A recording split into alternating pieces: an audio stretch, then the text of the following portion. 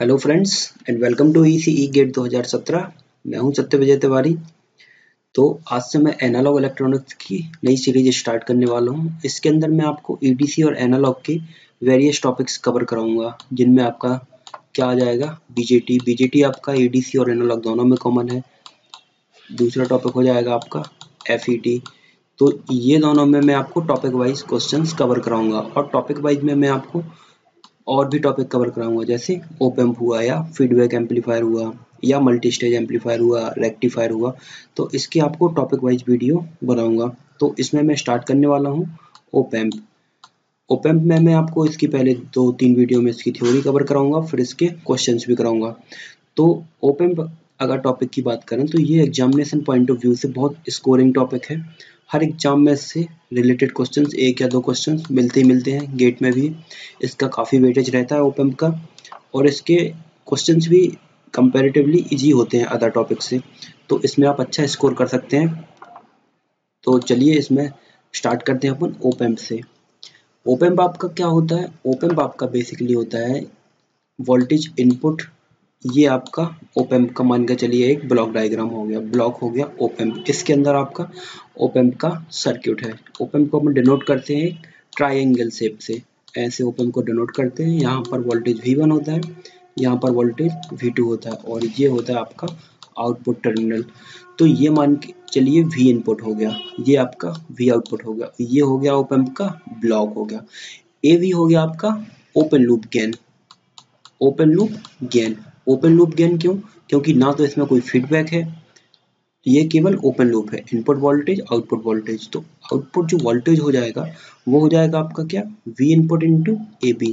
मतलब जो output voltage हो जाएगा इनपुट वोल्टेज इंटू गेन, जो ओप एम्प का गेन होगा।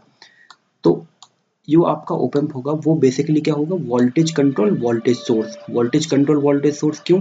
क्योंकि जो आउटपुट वोल्टेज है वो डिपेंड है आपका V इनपुट पर। तो वोल्टेज आपका डिपेंड है वोल्टेज पर। तो जैसे आप वोल्टेज V इनपुट की वैल्यू चेंज करेंगे तो आउटपुट की वैल्यू ऑटोमेटिकली चेंज होती जाएगी। इसलिए क्या हुआ, ये वोल्टेज कंट्रोल वोल्टेज सोर्स है आपका ओप एम्प। ठीक है। सिंबल की बात करें तो सिंबल मैंने आपको जैसे कि बताया है, V1 हो गया, V2 हो गया, एक माइनस टर्मिनल होता है, एक प्लस टर्मिनल होता है, ये कंबाइंड हो गया V इनपुट, और यहाँ पे हो गया आपका आउटपुट।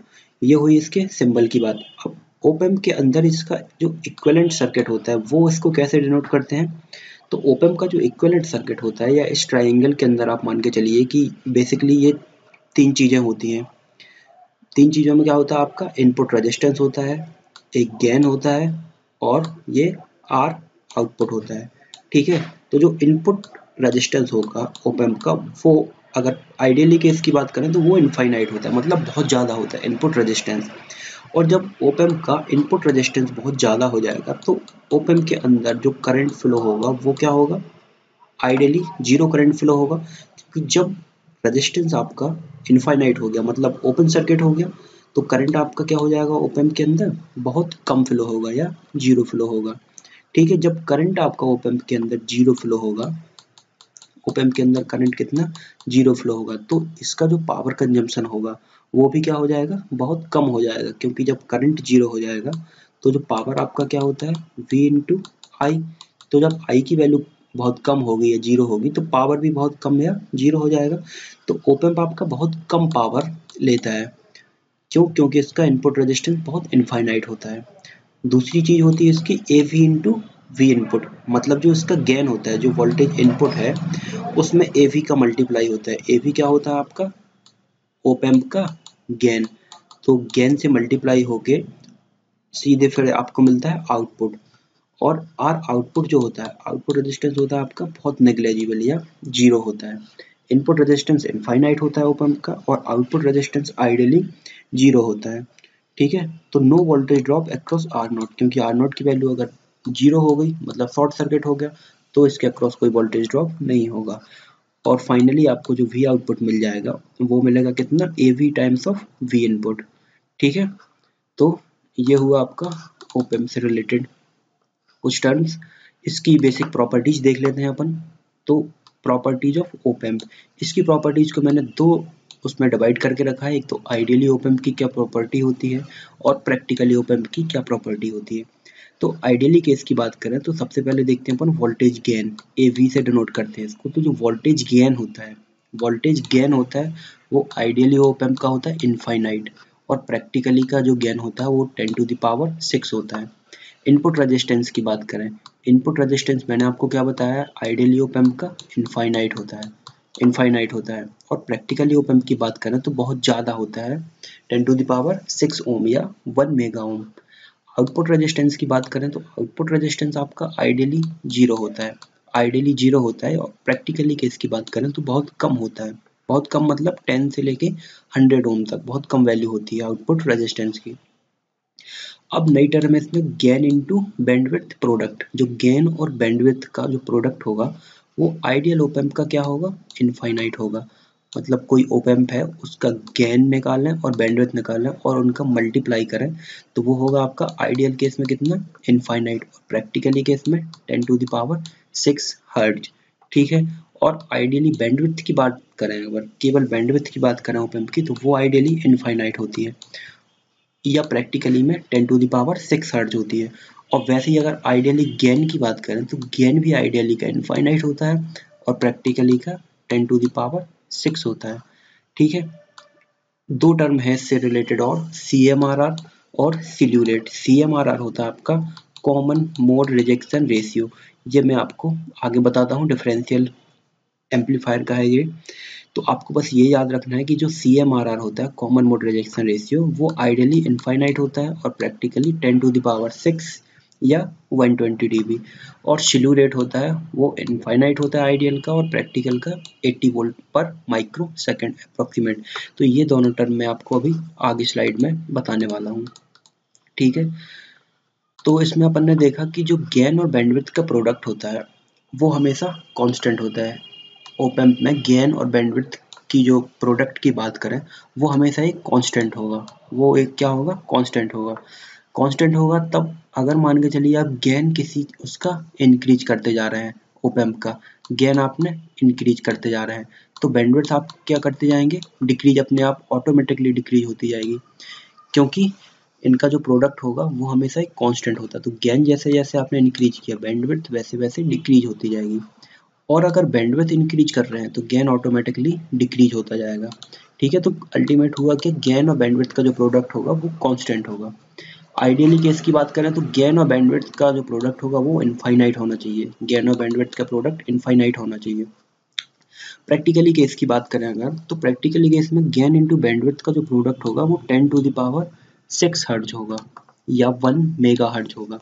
कैसे, मान के चलिए अगर गेन आपका 10 टू द पावर 6 हर्ट्ज आपने ले लिया, आइडियली प्रैक्टिकली ओप एम्प का गेन आपने 10 टू द पावर 6 होता है ले लिया, तो बैंडविड्थ ऑटोमेटिकली 1 हो जाएगी, क्योंकि इनका जो प्रोडक्ट होगा वो क्या होना चाहिए, 10 टू द पावर 6 हर्ट्ज होना चाहिए। और मान के चलिए आपने बैंडविड्थ 10 टू द पावर 6 ले ली जो प्रैक्टिकली ओप एम्प की होती है, तो आपका गेन ऑटोमेटिकली 1 हो जाएगा। ठीक है, क्यों, क्योंकि इनका प्रोडक्ट कितना होना चाहिए, constant 10 to the power 6 hertz. तो ऐसे जब गेन इंक्रीज होगा तो बैंडविड्थ डिक्रीज होगी, जब बैंडविड्थ इंक्रीज होती जाएगी तो गेन डिक्रीज होता जाएगा। ऐसे गेन और बैंडविड्थ रिलेटेड है एक दूसरे से। ठीक है, इसके रिलेटेड कुछ थ्योरी और देख लेते हैं। ये क्या होता है, it is a monolithic on single crystal IC. It is a monolithic IC, मतलब ये एक मोनोलिथिक आईसी होती है जो कि सिंगल क्रिस्टल पर डिजाइन होती है। ठीक है, फैब्रिकेटेड विद एपिटेक्साइल मेथड। एपिटेक्साइल मेथड आपकी क्या होती है, मतलब ऑल कंपोनेंट जो होते हैं वो एक सिंगल सिलिकॉन क्रिस्टल पर डिजाइन किए जाते हैं, वो होती है आपकी एपिटेक्साइल मेथड। तो इस मेथड से इसको ओप एम्प को या अदर आईसी जो होती हैं उनको डिजाइन किया जाता है। एक नंबर का शॉर्ट से और क्वेश्चन आ जाता है इससे, आईसी कौन सी मेथड से डिजाइन होती हैं, एपिटेक्साइल मेथड से। ठीक है, इसमें देखते हैं मोस्टली यूज एम्पलीफायर। जो mostly use op amp use होता है वो होता है IC 741, ये इसका नंबर है। मोस्टली यूज होने वाला ओप एम्प है IC 741, और इसका जो पावर सप्लाई होती है वो होती है ±15 वोल्ट। इसकी मैक्सिमम पावर सप्लाई होती है या तो +15 वोल्ट होगी या -15 वोल्ट होगी। ये invented to execute mathematical operation so called operational amplifier. Mostly invent किया गया था ये मैथमेटिकल इक्वेशंस को या मैथमेटिकल ऑपरेशंस को सॉल्व करने के लिए, इसलिए इसको क्या बोलते हैं, operational amplifier. It has very low internal power consumption, very low internal power consumption, ये भी इसकी एक प्रॉपर्टी होती है, क्योंकि जो इनका इनपुट रेजिस्टेंस होगा वो इनफाइनाइट होगा, तो करंट आपका क्या हो जाएगा, इनपुट करंट इसमें जीरो हो जाएगा, तो जो पावर हो जाएगा वो भी आपका क्या हो जाएगा, जीरो हो जाएगा या बहुत कम हो जाएगा। मैं आपको बता चुका हूँ इसको। तो ये इसकी प्रॉपर्टीज हैं, ये आपको याद रखनी है, कुछ प्रॉपर्टीज है इसकी। और it is a direct coupled high gain amplifier, direct coupled होता है हाई गेन एम्पलीफायर, मतलब कि अगर केवल ओप एम्प की बात करें अपन, ये इसका ब्लॉक डायग्राम है, ये V1 है, ये V2 है, तो इसका सिंपली ना इसमें फीडबैक है ना कुछ है, फिर भी इसका जो ओपन लूप गेन होगा, AOL से डिनोट करते हैं उसको, वो कितना होगा, इनफाइनाइट। यहाँ पे होता है आपका V आउटपुट, तो ओपन लूप गेन ओप एम्प का कितना होता है, इनफाइनाइट होता है। तो क्या हो गया आपका, ये डायरेक्ट कपल्ड होता है, इनपुट और output, very high gain amplifier. कुछ इसमें अपन ना फीडबैक लगाया है ना कुछ लगाया है, फिर भी इसका गेन कितना है, इनफाइनाइट है, तो very high gain amplifier. So open loop gain is very high. जब ओपन लूप गेन आपका बहुत ज़्यादा हो गया, तो आप क्या जानते हैं, गेन इनटू बैंडविड्थ, मैंने क्या बताया था आपको, कांस्टेंट होता है, कांस्टेंट होता है। तो जब ओपन लूप गेन आपका इनफाइनाइट हो गया, ओपन लूप गेन इनफाइनाइट हो गया, तो बैंडविड्थ क्या होगी, ऑटोमेटिकली आपकी क्या होती जाएगी, कम होती जाएगी। तो जब open loop gain is very high, so frequency stability is very less. जब गेन बहुत ज़्यादा होता जाएगा तो फ्रीक्वेंसी ऑटोमेटिकली कम होती जाएगी, क्योंकि गेन और बैंडविड्थ का प्रोडक्ट कांस्टेंट होता है। To compensate this small amount, जब गेन आपका बहुत ज़्यादा हो गया और फ्रीक्वेंसी स्टेबिलिटी कम हो गई, तो अपन क्या चाहते हैं कि गेन भी एक प्रॉपर वैल्यू पर रहे और फ्रीक्वेंसी की स्टेबिलिटी भी एक प्रॉपर वैल्यू पर रहे। तो अपन इसको कंपनसेट करने के लिए क्या करेंगे, small amount of negative feedback added, मतलब जो गेन होगा उसमें अपन small amount of negative feedback apply कर देंगे। तो नेगेटिव फीडबैक जब अपन अप्लाई करेंगे इसमें, ये जैसे नेगेटिव टर्मिनल, ये पॉजिटिव टर्मिनल, तो इसमें अपन ने नेगेटिव फीडबैक ऐड कर दिया। तो नेगेटिव फीडबैक ऐड किया तो ये गेन को क्या करेगा, कम कर देगा, गेन को कम कर देगा। तो जब गेन आपका कम होता जाएगा, तो बैंडविड्थ आपकी ऑटोमेटिकली थोड़ी थोड़ी इंक्रीज होती जाएगी, मतलब उसकी जो फ्रीक्वेंसी स्टेबिलिटी होगी वो अल्टीमेट इंक्रीज होती जाएगी, इसलिए अपन ने नेगेटिव फीडबैक इसमें ऐड किया। ठीक है, तो op amp are generally used in close loop condition, close loop condition में हमेशा इसको यूज करते हैं, that is by applying negative feedback. Negative feedback apply इसलिए करते हैं क्योंकि उसका गेन अपन चाहते हैं थोड़ी कम हो जाए और फ्रीक्वेंसी स्टेबिलिटी उसकी बन जाए, इसलिए अपन इसमें नेगेटिव फीडबैक यूज करते हैं। ठीक है, इसमें और देखते हैं, open loop gain of an ideal op amp is taken infinite, जो आइडियल ओप एम्प का होगा ओपन लूप वो इनफाइनाइट अपन लेंगे। तो इसमें ये हो गया इसका सर्किट डायग्राम, V2 हो गया, यहाँ पे V1 हो गया, ये हो गया आपका आउटपुट वोल्टेज। तो आउटपुट वोल्टेज हो गया AV इंटू V इनपुट, और जो इनपुट होगा वो हो जाएगा आपका, इनपुट हो जाएगा V1 माइनस V2, क्योंकि V1 आपका प्लस टर्मिनल पे अप्लाई किया था, V2 माइनस पर, तो V इनपुट जो हो जाएगा टोटल वो हो जाएगा V1 माइनस V2। ठीक है, और अपन जानते हैं कि ओपन लूप गेन इनफाइनाइट है ओप एम्प का, तब ओपन लूप गेन अपन ने इनफाइनाइट लिया, मतलब AV की वैल्यू अपन ने इनफाइनाइट ली। तो जब AV की वैल्यू इनफाइनाइट ली, तो V इनपुट कितना हो जाएगा, V आउटपुट अपॉन AV, मतलब V आउटपुट अपॉन इनफाइनाइट। किसी भी वैल्यू के अपॉन में अगर इनफाइनाइट है तो उसकी अल्टीमेटली वैल्यू कितनी होती है, जीरो होती है, क्योंकि 1 अपॉन इनफाइनाइट की वैल्यू आप जानते हैं कितनी होती है, जीरो होती है, और 1 अपॉन जीरो की वैल्यू होती है इनफाइनाइट। ठीक है, तो यहाँ पर 1 किसी भी वैल्यू हो गई V आउटपुट अपॉन इनफाइनाइट, वो वैल्यू हो गई कितनी, जीरो। तो अल्टीमेट जो V इनपुट हुआ उसकी वैल्यू कितनी हो जाएगी, जीरो। तो V इनपुट था आपका V1 माइनस V2, तो V1 minus V2 equals to zero, या V1 इक्वल्स टू हो गया V2, मतलब जो वोल्टेज यहाँ का इस टर्मिनल का है वो वोल्टेज हो गया आपका इक्वल काय के, V2 के इक्वल हो गया, इस टर्मिनल के वोल्टेज के इक्वल हो गया। तो ये V1 और V2 क्या हो गए आपके, एक टाइप से शॉर्ट हो गए, शॉर्ट सर्किट हो गए ये, ये विजुअली तो एक दूसरे से कनेक्ट नहीं है, लेकिन वर्चुअली क्या होगा, ये शॉर्ट सर्किट होगा। V1 एंड V2 की वैल्यू जब इक्वल हो गई, वोल्टेज सेम हो गया, तो ये वर्चुअली शॉर्ट सर्किट हो गए। प्रैक्टिकली शॉर्ट सर्किट आपने नेटवर्क में पढ़ा था, जैसे यहाँ पर वोल्टेज V1 हो जाएगा, यहाँ पर वोल्टेज था आपका V2, ये रेजिस्टेंस R लगा है, तो V1 और V2 कब बराबर हो जाएंगे, जब R की वैल्यू 0 हो जाएगी, ये शॉर्ट सर्किट हो जाएगा। तो V1 और V2 आपके इक्वल हो जाएंगे। तो ये तो हो गया आपका प्रैक्टिकली शॉर्ट सर्किट। लेकिन जब यहाँ पर V1 और V2 इक्वल हो रहे हैं, V1 और V2, जबकि ये एक दूसरे से विजुअली कनेक्ट नहीं है, तो इसको क्या बोलेंगे आप, virtually short circuit, virtually short circuit. ठीक है, तो यहाँ से एक नया टर्म आया, वर्चुअली शॉर्ट सर्किट क्या होता है। वर्चुअली शॉर्ट सर्किट में आपने देखा, तो जैसे ये है आपका ओप एम्प का डायग्राम, V2 है, V1 है, तो इसका ओपन लूप गेन इनफाइनाइट है। ओपन लूप गेन आइडियली क्या है, इसका इनफाइनाइट है। अब ओपन लूप गेन इनफाइनाइट है, तब पिछली स्लाइड में अपन ने देखा कि कैसे V1 और V2 इक्वल हो रहे हैं। तो आपको गिवन है कि अगर ओपन लूप गेन इनफाइनाइट है, तो ये आपको डायग्राम अगर गिवन है, तो इसमें आप देख सकते हैं कि V1 की वैल्यू ग्राउंड है तो 0 हो जाएगा, और जब ओपन लूप गेन इनफाइनाइट है तो V1 इक्वल्स टू हो जाएगा आपका काय के, V2 के, तो V2 की वैल्यू कितनी हो जाएगी, 0 हो जाएगी। क्यों, क्योंकि वर्चुअली ग्राउंड प्रोसेस है ये, तो V1 और V2 की वैल्यू 0 हो जाएगी। V2 is virtually ground with V1। ठीक है, तो ये है आपका वर्चुअली ग्राउंड का कॉन्सेप्ट। ये वर्चुअली ग्राउंड का कॉन्सेप्ट मेनली कब लगता है, जब ओपन लूप गेन ओप एम्प का अपन इनफाइनाइट लेते हैं तब।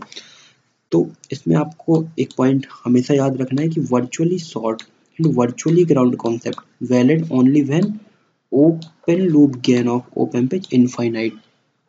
वर्चुअली शॉर्ट या वर्चुअली ग्राउंड का कॉन्सेप्ट कब वैलिड है, जब केवल open loop gain of op amp is infinite given हो आपको तब, और किसी केस में ये वैलिड नहीं होगा। अगर इसका ओपन लूप गेन ने कोई फाइनाइट वैल्यू दे दी, या इसी क्वेश्चन में ओपन लूप गेन इसका 1000 दे दिया, ठीक है, तो इसमें आप वर्चुअली ग्राउंड प्रोसेस नहीं लगा सकते। मतलब V1 डायरेक्टली इक्वल नहीं होगा आपका V2 के।